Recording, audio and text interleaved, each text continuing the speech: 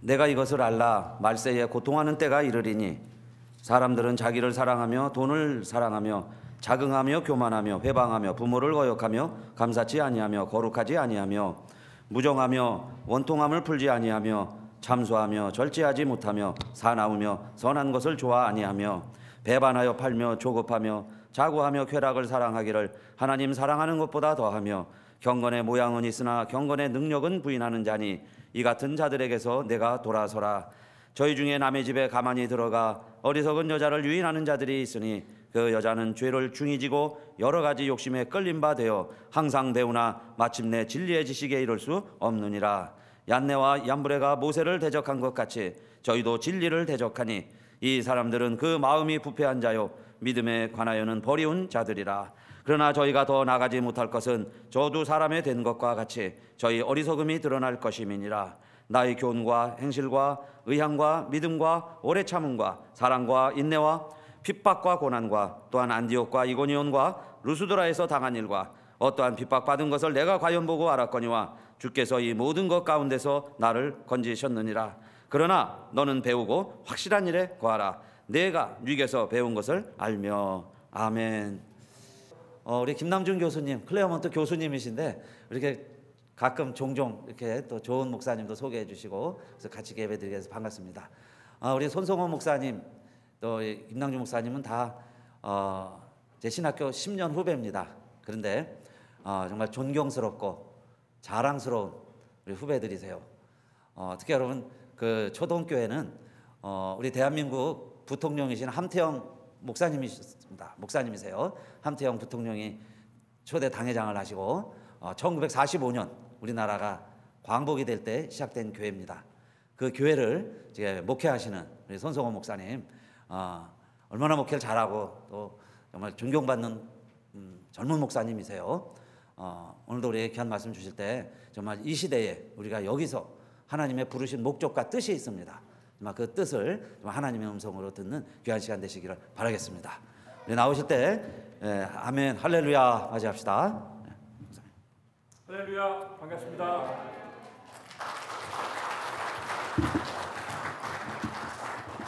귀한 주일 아침에 일찍 저희 교회도 8시에 일부 예배 드려서요.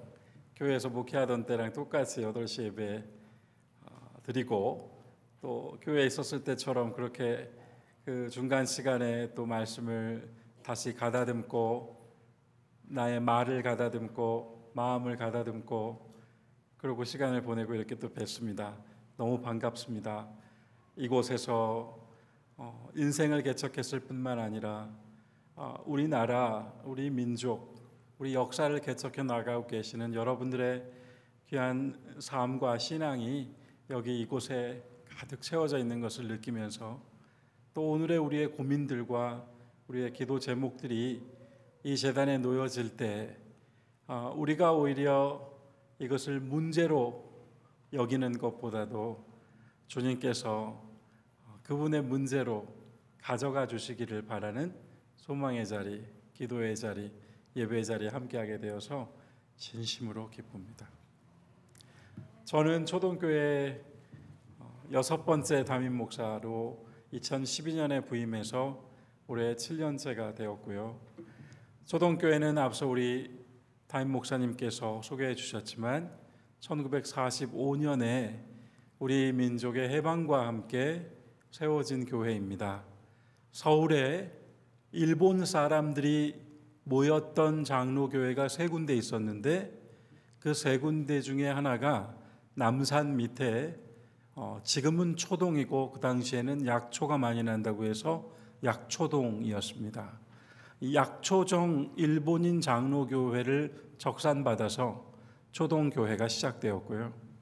또 하나의 일본인 장로교회는 용산에 있는 삼각교회라고 해서 예수교 장로회 합동 측의 교회가 되었고요.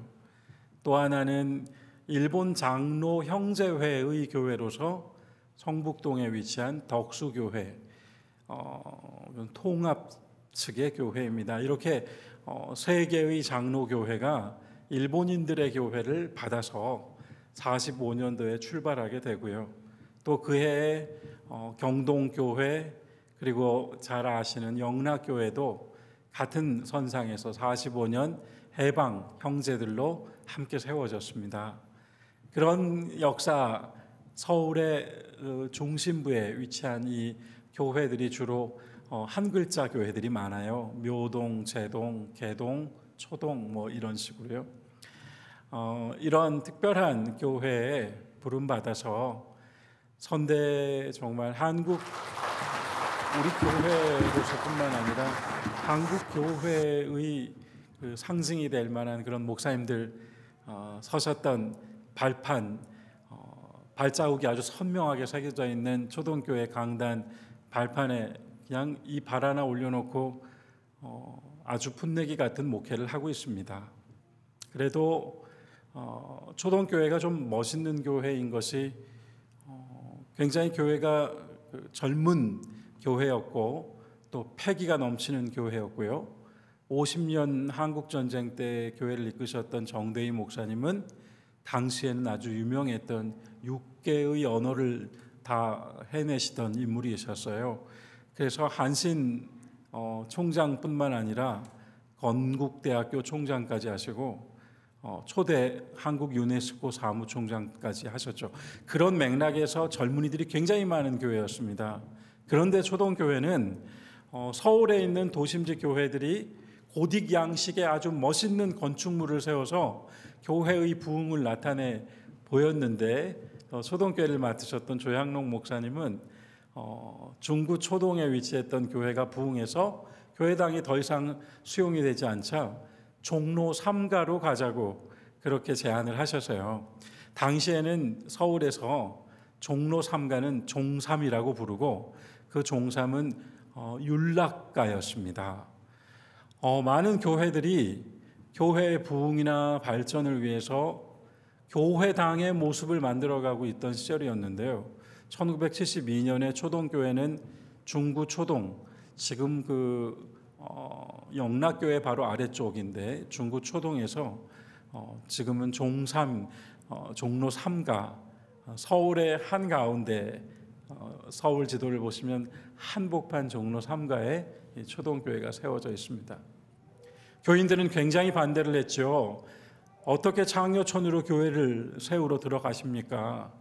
그런데 조 목사님께서는 그 교회도 교회라고 건물을 이름을 짓지 않으시고 당시 72년도에 아마 한국 사회에는 그런 말이 없었던 것 같은데 교회당이 아니라 초동 다목적 선교센터라고 이름 지어 건물을 빌딩처럼 지어버립니다.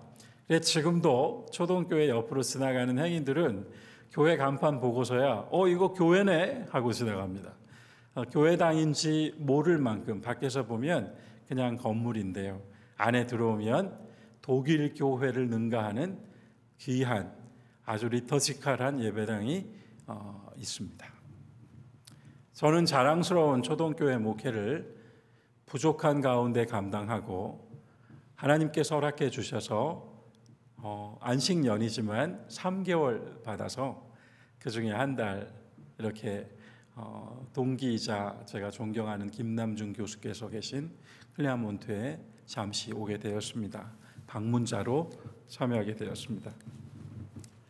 제가 아침에는 제 자신이 어떻게 하나님의 부름을 받고 또 설교자로 서게 되었는지, 정말 설교자로 서게 되었는지, 배운 것을 말하는 것이 아니라 내게 주신 말씀을 말하고 남에게 들은 것을 읊어대는 것이 아니라 주님께서 내 안에서 말씀하시도록 열어드리는 설교자가 되는 길, 그런 과정들 거쳤던 이야기를 오전에 좀 많이 했어요.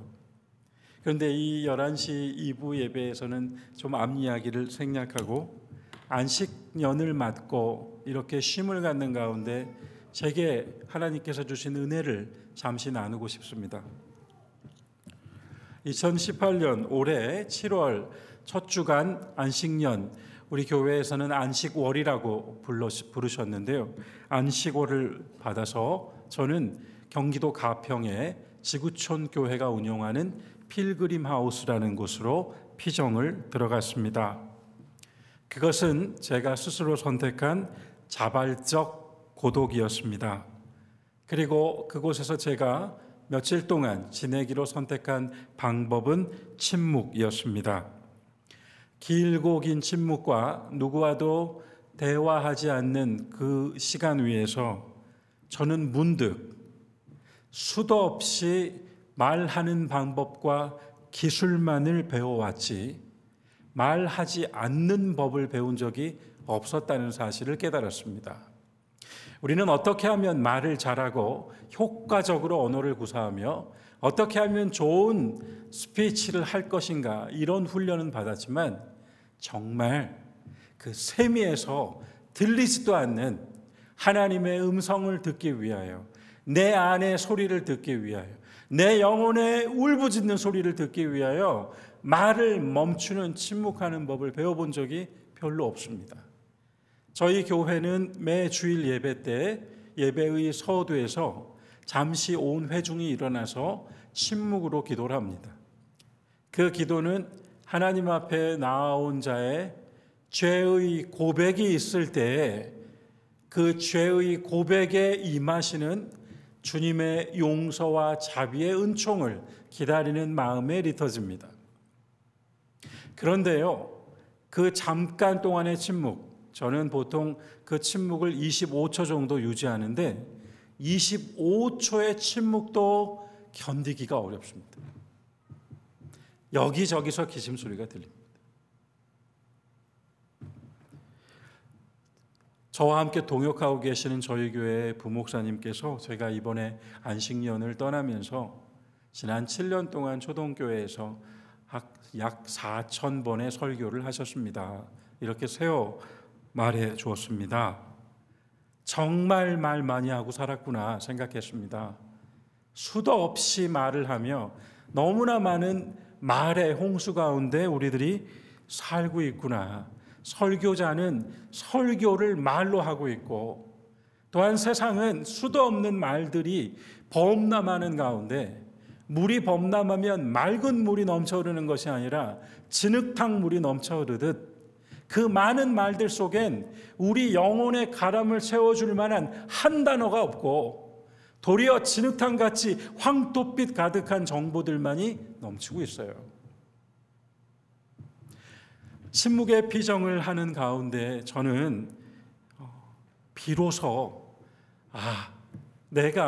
제가 우리가 침묵할 때 비로소 주님이 말씀하신다는 것을 느끼게 되었습니다.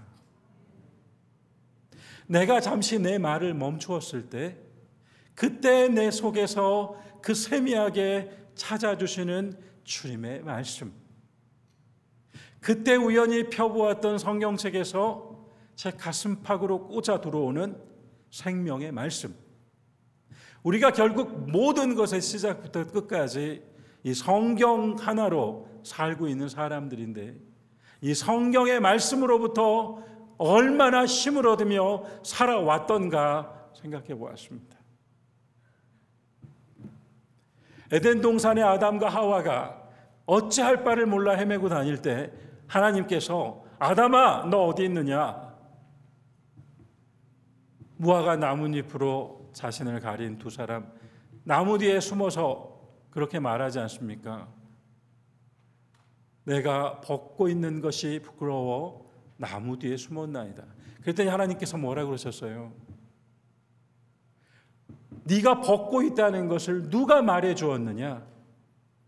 하나님은 말씀해 주신 적이 없는데 네가 벗고 있다는 것을 누가 말해 줬느냐? 이렇게 물으셨어요. 성경을 보니까요.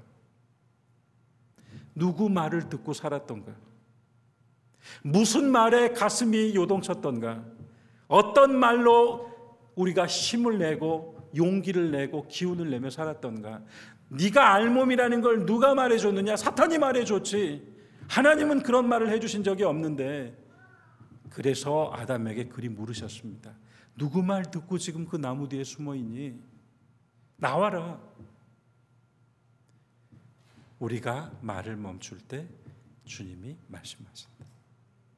사랑하는 가수일 교회 여러분, 우리는 모든 방면에서 주님 안에 있다는 것을 굳게 믿어야 합니다.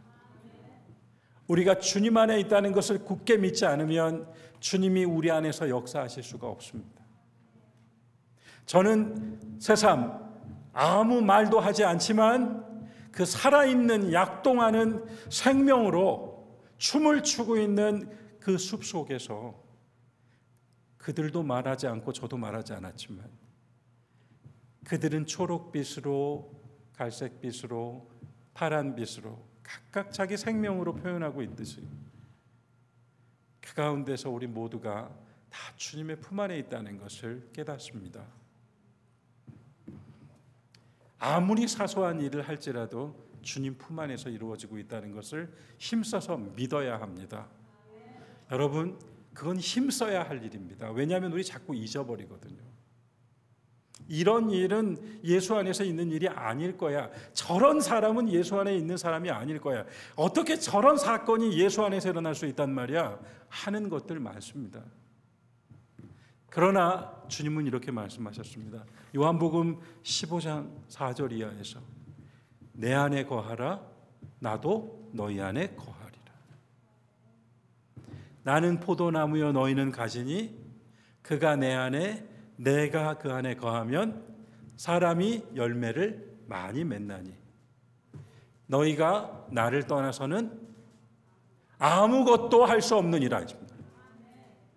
그리고는 우리가 그래도 믿지 않을까 봐 말씀 7절에서 더해 주셨어요. 너희가 내 안에 거하고 내 말이 너희 안에 거하면 무엇이든지 원하는 대로 구하라. 그리하면 이루리라. 거기에 생략되어 있는 단어가 하나 있습니다. 그리하면 내가 이루리라. 기도는 우리가 했지만 주님이 이루리라. 모든 것이 주님 품 안에. 제가 하고 있는 드라이빙, 제가 하고 있는 식사, 제가 하고 있는 대화, 관계, 만남, 그 모든 것들이 다 주님 품 안에서 이루어지고 있다는 생각을 하고 나면 그 품 안에서 이루어지고 있는 그 말과 행동과 태도와 자세는 달라질 수밖에 없습니다. 그리고 그러한 주님의 품 안에 있음을 인지하고 생각하고 끊임없이 확신하며 신뢰하며 살아가는 우리의 삶 속에서 우리 안에서 말씀하시고 일하시고 말씀대로 내가 이루리라고 하시는 주님의 능력이 나타나시는 줄 믿습니다. 그와 같은 믿음의 자리에서 저는 이 피정의 시간을 보내고 이곳에 오게 되었습니다. 피정하는 가운데 두 번째 날 새벽에 회개하는 마음으로 새벽 종소리를 들으며 기도 시간에 참여했습니다. 그곳에서 인도하시는 목사님을 통해 디모데후서 3장의 말씀을 받았습니다. 그리고 저는 그 말씀을 저의 말씀으로 붙잡고 하루 종일 침묵 가운데 묵상했습니다. 그 묵상했던 은혜를 가지고 오늘 여러분 앞에 또 이렇게 서게 되었습니다. 이 말씀의 시작은 말세입니다. 말세라고 하는 말이 조금 우리를 방해합니다. 왜냐하면 말세 그러면 일단 종말을 떠올리게 되기 때문입니다. 하지만 히브리어, 히라버, 원어 성경을 찾아보니 이 본문의 출발은 말세가 아니라 마지막 날들입니다. 마지막 날들에 이르면 어려운 때가 옵니다. 이렇게 시작했습니다. 디모데후서 3장. 마지막 날들이 이르면 어려울 때가 옵니다. 사랑하는 여러분, 도대체 그 마지막 날들은 언제인가요? 우리 그리스도인들에게 있어서 마지막 날들은 예수님께서 승천하신 날로부터 예수님께서 다시 오시는 날까지 그 모든 날들입니다. 언제일지 모를 주님의 오심을 기다리며 제가 마당에서 귀한 말씀 써 있는 거 보았습니다. 아멘 주 예수여 오시옵소서. 언제일지 모를 주님의 오심을 기다리며 사는 모든 날들이 우리에게는 마지막 날들이었습니다. 그런데 이 마지막 날들을 살아가는 우리에게 어려운 것이 하나 있다고 합니다. 디모데후서 3장은 그 어려운 것이 뭔가 하면 우리가 경건하게 사는 것이 어려워진다고 합니다. 진정으로 예수 그리스도를 힘입어 살며 말씀으로 살고 싶은 내 의지와 내 노력과 내 모든 열정이 인정받지 못하는 때가 옵니다. 오히려 경건하고 하나님 뜻을 따라 살려고 하는 사람이 박해받고 미움받을 수도 있습니다. 본문 디모데후서 3장은 이 마지막 날들 가운데 어려운 때가 옵니다. 경건하게 살려고 하는 사람이 어려워집니다. 경건의 모양은 보여줄 수 있습니다. 그러나 경건의 능력을 가지고 살기가 힘이 듭니다. 그걸 부인하는 사람들이 경건의 모양을 갖고 폼을 내고 삽니다. 그 속에서 우리는 어려움을 느낍니다. 많은 것들이 나열됐는데 저는 이걸 하루 종일 침묵 가운데 묵상하면서 333이 보였습니다. 오늘 우리 귀한 교회 여러분들과 이 333을 기억하고 지나가고 싶습니다. 물론 이 본문에 열거된 하나하나를 다 따져보아야 되겠지만 여기에는 세 가지가 적어도 저에게는 다가왔습니다. 첫 번째 세 가지는 사람들이 사랑하는 세 가지. 그런데요, 디모데후서 3장에 있는 이 말씀들은 불신자들에 대한 이야기가 아니라 신자들에 대한 이야기입니다. 디모데후서 1장과 2장은 순수한 양심, 거짓 없는 믿음, 하나님의 은사, 강한 영, 영원하신 은혜, 썩지 않는 생명, 그리고 건강한 말씀, 그리고 내주하시는 영, 소망. 디모데후서 1장과 2장은 이 모든 것들을 이야기했습니다. 그리고 나서 3장에서 마지막 날들에 어려운 것이 옵니다. 이런 일들이 생깁니다 하고 열거되었는데 이걸 쭉 보니 사람들이 사랑하는 것 세 가지가 먼저 보입니다. 여러분 성경 보시면요, 사람들이 사랑하는 것 그 첫 번째가 뭐죠? 2절 뭘 사랑하죠? 자기를 사랑하며. 두 번째 뭘 사랑한다고 써 있습니까? 돈을 사랑하며. 그리고 본문의 뒤로 좀 가보면 또 하나 사랑이 나오는데 그 세 번째 사랑은 쾌락입니다. 그렇다면 자기를 사랑하고 돈을 사랑하고 쾌락을 사랑하는 건 나쁜 사람들의 행동입니까? 그건 타락한 모습입니까? 아니에요. 그게 현대사회입니다. 늘 현대사회입니다. 예수님 승천하신 이래 매번 그 시대가 현대였을 텐데 그 현대사회는 늘 그랬을 것입니다. 자기를 사랑하고 돈을 사랑하고 쾌락을 사랑하고. 이어지는 세 가지가 또 나오더군요. 두 번째 세 가지는 사람들이 좋아하지 않는, 사랑하지 않는 세 가지였습니다. 제 눈에 들어온 것은 첫 번째, 사람들은 거룩을 사랑하지 않습니다. 왜 그렇게 좀 튀려고 하는가? 왜 그렇게 좀 다르려고 하는가? 두 번째, 사람들은 선을 좋아하지 않는다고 쓰여 있습니다. 세 번째, 사람들은 쾌락 사랑하는 것을 하나님 사랑하는 것보다 더한다. 반대로 본다면 결국은 하나님을 사랑하지 않습니다. 그래서 도전받는 것입니다. 여러분에게 도전하는 것이 아니라 제가 도전을 받습니다. 저에게. 무엇을 하면서, 어떤 것을 사랑하면서, 어디에 마음 두고 여기까지 왔을까? 이때 아무렇지도 않았고 전혀 죄의식도 가지지 않았던 것을 새삼 깨닫게 해주시는 것이 은총입니다. 은총이 나의 고백과 만났을 때 내 안에서, 내 삶에서 은혜가 됩니다.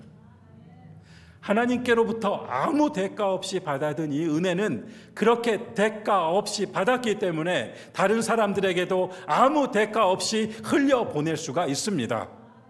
만들어진 것이 아니라 하나님께 받은 은혜는 누군가에게라도 그냥 흘러나갑니다.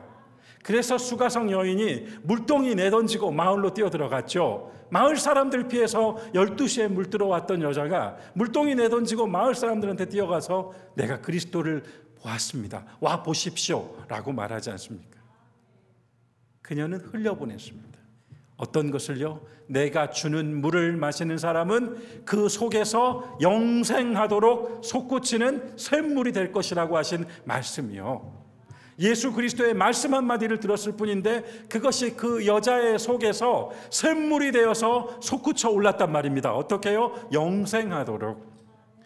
그렇게 제게도 깨닫게 해주셨습니다. 그토록 많은 은혜와 선하심을 맛보았음에도 불구하고 저 역시 하나님 팔아가면서 사람들이 사랑하는 것을 똑같이 사랑하고 사람들이 사랑하지 않는 것 앞에서 우물쭈물거렸다는 고백을 할 수밖에 없었습니다. 그리고 이 디모데후서 3장에 우리가 읽은 이야기의 마지막 7, 8, 9절은 물론 거기에 이야기들이 곁들여져 있습니다만 또 다른 세계가 보입니다. 그 첫 번째 하나는 열심히 배우는데 진리의 지식에 이르지 못합니다. 배우기는 열심히 배웠는데 진리의 지식에 이르지 못했습니다. 두 번째, 그 다음 이어지는 구절에서 어떤 이들은 얀네와 얀브레가 모세에게 대적했던 것처럼 진리를 대적합니다. 어떻게 해요? 마음이 썩어서. 그리고 믿음이 뒷걸음질 쳤어요. 세 번째, 그 다음 구절에서는요, 그들이 앞으로 더 나아가지를 못하는 것은 결국 그들의 어리석음을 스스로 폭로해 버렸습니다. 사람들이 사랑하는 것과 사람들이 사랑하지 않는 것, 그런 속에서 하나님을 사랑하고 이웃을 사랑하라고 부름받은 우리들. 그래서 우리는 디모데후서 3장 이 마지막 날들의 어려운 이야기들 속에서 다시 돌아보게 됩니다. 이것이 은총이죠. 무엇을 다시 보게 될까요? 우리는 거룩을 사랑하고 선을 사랑하고 하나님을 사랑하는 사람이 되는 것입니다. 마가복음 12장을 보니 서기관이 예수님께 다가와서 하시는 말씀마다 명답인데 계명 중에 가장 큰 것이 무엇입니까? 예수께서 이르시되 쉐마 이스라엘, 이스라엘아 들어라. 우리 하나님은 오직 유일하신 우리의 하나님이시라. 너는 마음을 다하고 목숨을 다하고 뜻을 다하고 힘을 다하여, 여러분 함께 해주세요, 주 너희 하나님을 사랑하라. 이것이 첫째가는 계명이요. 두 번째는 이것이니 내 이웃을 어떻게 해요? 내 자신같이 사랑하라. 이 두 가지가 가장 큰 것이니라 라고 예수님이 답변하셨습니다. 그런데 여기서 예수님 말씀하신 사랑이라고 하는 단어가 우리가 잘 알고 있는 아가페도 아니고 에로스도 아니었습니다. 여기 사용된 사랑이라고 하는 단어는 뜻밖에도 아하바라는 단어입니다. 낯설어요. 하나님의 전적인 자비와 무조건적인 사랑을 이야기했던 아가페는 그건 하나님의 사랑이지 하고 우리에게는 먼 것이었습니다. 그리고 우리는 아니라고 말할 수 없는 끝없는 에로스의 향연 가운데 살아가는 존재들입니다. 그 속에서 예수님께서 하나님을 사랑하십시오, 첫째입니다. 이웃을 사랑하십시오, 이것이 둘째입니다. 이 두 가지가 가장 큽니다. 사랑하십시오, 사랑하십시오. 우리가 누구에게 무엇을 배웠습니까? 우리는 예수 그리스도에게 사랑을 배웠을 뿐입니다. 그런데 예수께서 우리에게 사랑하라고 하신 그 사랑이라고 하는 단어는 아하바입니다. 하나님은 우리에게 감정적, 정서적 사랑을 요구하신 것이 아닙니다. 하나님은 우리에게 그분처럼 우리도 무조건 사랑하라고 요구하시지도 않았습니다. 히브리어가 사용한 아하바라고 하는 이 말의 뜻은 누군가를 향하여 사랑스럽게 행동한다입니다. 행동한다. 그냥 여기에 사랑하는 마음만 품고 네, 우리 부모님 사랑해요. 그리고는 까맣게 잊고 사는 그것이 아니라 내 마음으로 100번 1000번 사랑했어도 그것이 나타나 드러내 보이지 않으면 그것이 오해받기도 하고 왜곡되기도 합니다. 아하바는 정서나 느낌의 사랑도 무조건의 교리적 사랑도 아닌 행동하는 사랑입니다. 아하바라고 하는 단어의 또 하나의 뜻은 누군가에게 충성한다입니다. 발견된 고대 문서에 조약문이 하나 있는데 전쟁을 치른 두 나라에서 패전국의 왕이 승전국의 왕에게 약속한 서약문 하나가 발견됩니다. 그런데 그 서약문에 이렇게 쓰여 있다고 하더군요. 이제부터 상대 나라의 왕에게 우리 왕이 아하바 하기로 서약했다. 여러분, 우리는 진정 하나님을 그리고 이웃을 우리가 사랑하는 그 사랑으로 나타내며 표현하며 행동하며 실천하며 손 한 번 더 잡아주고 발 한 번 더 내밀고 마음 한 번 더 쓰고 말 한 번 더 걸어주고 눈빛 한 번 더 주고 칭찬 한 번 더 해주고 과거는 잊어버려주고 현재는 끝없이 긍정해주고 미래에 대해서는 끝없이 격려해주면 되는 것이었는데 그렇게 해요. 거룩을 사랑하고 선을 사랑하고 하나님 사랑하며 사는 삶, 크고 놀라운 삶이 아니라 말 그대로 예수님 나를 따르라 하신 것처럼 그분 뒤 따라가는 삶일 텐데 그 사랑 저는 사랑인 것 같습니다. 그 사랑으로 산다는 것 우리는 크고 놀라운 일만을 생각할지 모르지만 예수님 그분 안에서 이루어지는 모든 일, 모든 행동, 우리가 하는 모든 실천들이요. 오늘도 아침부터 교회를 섬기시는 여러분들의 모습을 저도 일찍 와서 봤습니다. 1부 예배, 2부 예배 함께 참여하시며 말씀을 2번 들으시는 우리 성도님들도 제 눈에 지금 다 보입니다. 여러분들의 귀한 헌신이 혹여 우리에게는 내 몸에 익숙한 생활일지 모르지만 하나님께는 매주일 새로운 우리의 경배가 되고 있는 것입니다.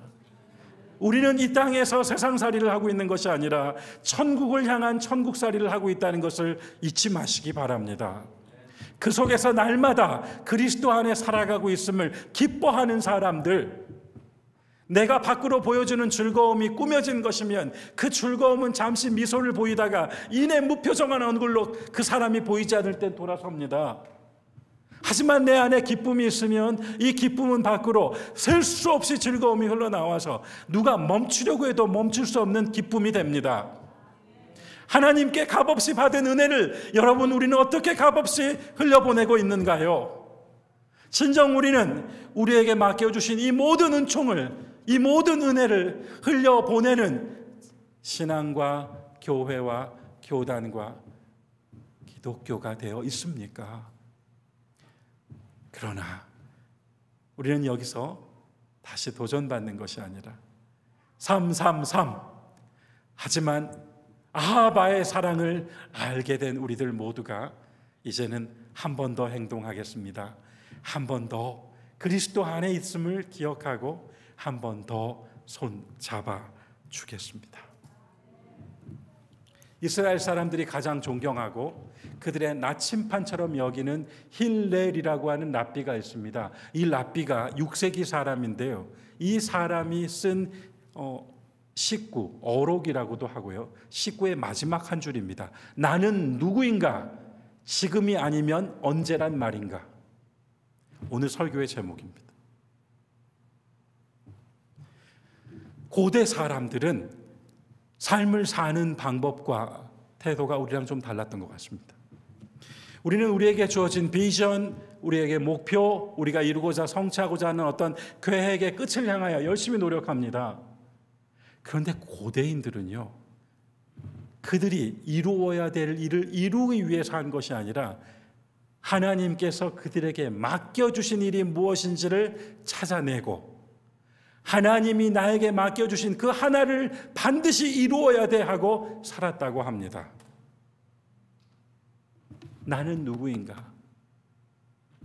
그냥 이 하나로 살다가 이 하나로 끝날 존재인가? 하나님께서 나를 이 땅에 보내시고 내 삶의 결결마다 나를 일으키시기도 하고 쓰러뜨리기도 하시면서 계획하신 것이 있을 것입니다. 우리 삶엔 예외 없이 목적이 담겨 있다고 합니다. 내가 만들어내고 내가 계획한 목적이 아니라 하나님께서 내게 맡겨놓으신 목적을 찾기 위한 삶. 고대인들이 그러한 소망을 가지고 살면서 그걸 깨닫고 행동하는 것이 지금이 아니면 언제가 된단 말인가? 저는 오늘 이 말씀의 마지막에서 어떤 삶을 살았습니까? 라고 쓰여 있지 않고 제가 깜짝 놀랐습니다. 옛 문헌에 그대는 어떤 삶을 살았습니까가 아니라 그대는 어떤 심장으로 살았습니까? 우리 몸에 있는 기관 중에 유일하게 스스로 움직이는 것, 심장입니다. 그래서 옛 사람들은 심장을 우리는 보통 심장하면 마음, 감정, 그래서 이 두뇌를 브레인, 이성. 그런데요, 고대 사람들은 심장이 의지, 결단, 판단, 정서, 느낌, 존재의 모든 것이라고 생각했어요. 그래서 그대는 어떤 심장으로 살았습니까? 지금 그대의 심장은 어떻게 뛰고 있습니까? 사도 바울이 이렇게 마지막에 말하네요. 여러분, 우리 함께 14절 함께 같이 한 목소리로 읽고 마무리하겠습니다. 디모데후서 3장 14절 말씀 한 목소리로 읽읍시다. 그러나 너는 배우고 확신한 일에 거하라. 너는 내가 누구에게서 배운 것을 알며. 그 다음은 성경에 대한 말씀인데요. 이 시대 속에서 그리스도의 사람으로 살아가는 여러분, 우리는 모두 존귀하고 우리에게 맡겨진 각자의 목적을 가지고 살고 있습니다. 그런 가운데 우리 모두 우리에게 주신 이 말씀 위에 굳게 서서 우리가 누구로부터 배웠고 무엇을 확신하며 살았는가를 분명히 해두어야 되겠습니다. 우리는 세상의 그 어떤 사람의 말에도 결코 흔들리지 않을 것입니다. 하지만 우리는 예수 그리스도의 말씀이라면 지금도 벌떡 일어나 행동할 수 있습니다. 이것이 하나님의 명령이고 우리의 심장을 뛰게 하시는 주님의 에너지라면 우리는 세상 끝까지 가서 주의 복음을 전하는 마지막 사명까지 다하겠다는 결심도 할 수 있을 것입니다. 우리는 우리로 사는 것이 아니라 예수 그리스도의 심장으로 사는 사람이라고 바울이 고백했기 때문입니다. 그리스도의 심장으로 사랑하며 살아가는 우리 모두가 될 수 있기를 주님의 이름으로 축원합니다.